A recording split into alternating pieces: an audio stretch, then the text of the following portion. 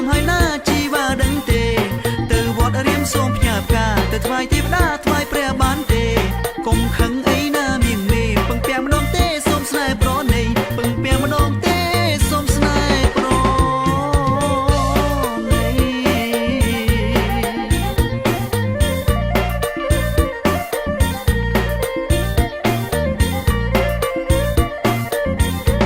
សងវែងប្រាស្មាច